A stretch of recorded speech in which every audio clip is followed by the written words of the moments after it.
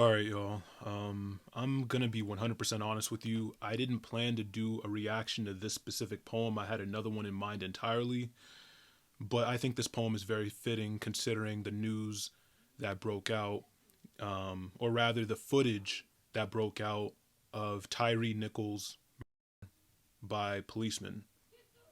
Um, I know I'd usually come on the camera with more energy. All right, this isn't one of those times, y'all. I came home from work this morning and my mom with like the biggest widest eyes was like, "You're safe, right? You're good, right?" And I didn't know she was aware of the news cuz my mom doesn't really be keeping up with news like that, but news reached her of what happened. She watched the footage and it broke her heart, and immediately she thought of me. So when I came home safe, the relief on her face was I couldn't miss it. You know what I'm saying? Anyway, this poem right here is by Deborah D.E.E.P Mouton. She is the former poet laureate of the city of Houston, a phenomenal poet. I've actually interviewed her on the channel before concerning recent projects she has. But this poem, I was first exposed to it from this collection that she came out with, her debut poetry collection called Newsworthy, right?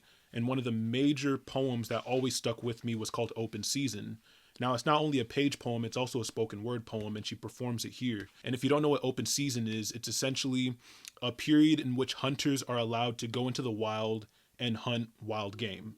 So take that thought with you into this poem, all right? Without further ado, let's get started.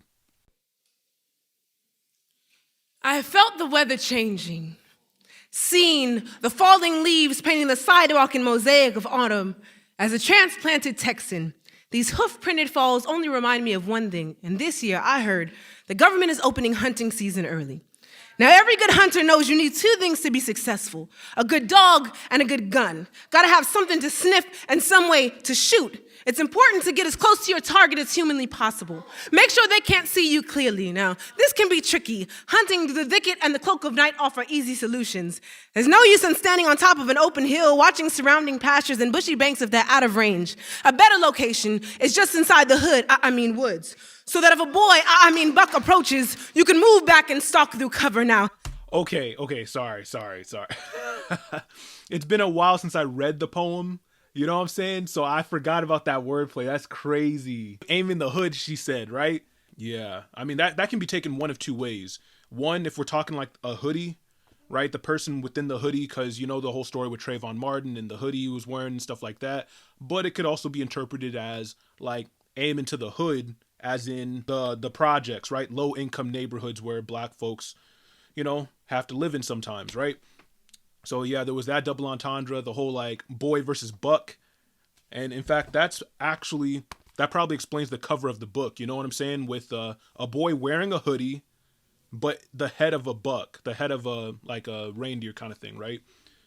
Yeah, that's probably a callback to the open season poem.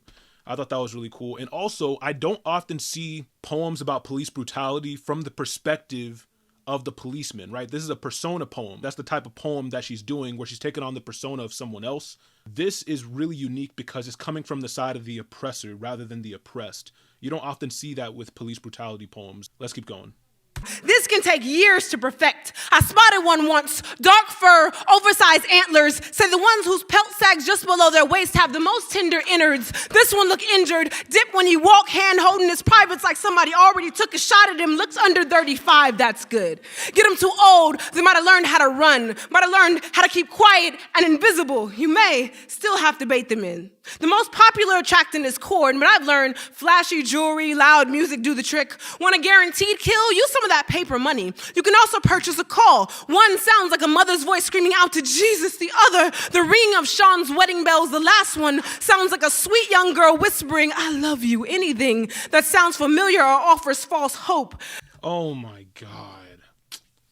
Yo. I already started this reaction. I know I gotta finish, but honestly, like, the one thing that goes through my head is like, that could easily be me. That could easily be me, bro. There's nothing about me that makes me exempt from the possibility of being in the exact same shoes as Nichols, bro.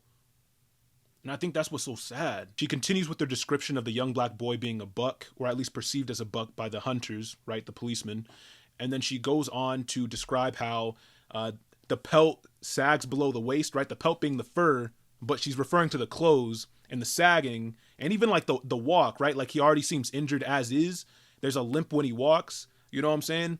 I'm sure you can figure out what she's talking about there in terms of the gait that some young black boys have to, you know, kind of look hip or whatever. But at the end of the day, she's actually using that as a sign that he was already injured before the police even got to him, right? Which goes to show just systemically what black folks have to go through even prior to police brutality being introduced into the picture.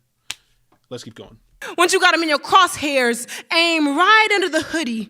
Stand your ground, shoot and kill. Invite a friend, tell him we don't shoot to eat. We hunt for the fun of the sport. Let's see how many rounds we can put in him for his knees to buckle, for his family to come looking for him. You know, the younger it is we catch him, the more likely it is we'll make the news. Picture us standing next to his 145-pound body like the catch of a lifetime. We could be legends like Irwin v. Crocodile or Fudd v. Duck or Cop v. Black. It's human nature that the more dominant species assert themselves over the one who posed the greatest threat. That's how we define a hero here in this thicket and this brush. They can try to camouflage themselves, but nothing that young, that black, that male will ever fit in. I followed one once for 19 blocks. Lay my canine sniff out his blackberry scent. Didn't have my shotgun, so I just shot till my gun was empty. I wore his skin like a Halloween costume. They said the darker the hide, the sweeter the blood. And this year I heard that the government is waiving fees for permits. Yo, you know the whole saying, the darker the berry, the sweeter the juice? I think that's how the saying goes. She made a play on that cliche. And I've had previous videos where I've spoken about how you should avoid cliches unless you're providing a unique twist to it, right? A new perspective on it, or you flip the words, reverse them, replace the words but have the same sentence structure, right? Something of that sort. It's okay to use cliches so long as you're using some kind of twist that provides a unique perspective on the concept being introduced. So all you need is a rifle and a motive and a good hiding place. Try an alley next to a low-performing high school. Don't have one? Well, use your own front yard. Plant a hedge, stand in plain sight. Remember, if they come near you, it's only defending yourself. This is the circle of life. Somebody gotta be predator, and something or someone always better pray. Yeah. She didn't say someone gotta be prey. She said someone gotta pray. Yeah. Deborah, if you ever watch this, thank you. Thank you so much, Deborah. This really spoke to me, and I'm sure it's going to speak to a lot of people as well. I normally don't comment online about tragedies like this for the simple fact that a lot of people who do speak out online or make their Twitter posts or social media posts, I can tell they're not being genuine, or not entirely. Maybe they do care, but they're also just trying to go viral with whatever inflammatory comment they have about this group of people or that group of people in response to the tragedy, right? And I don't want to be looped up in that.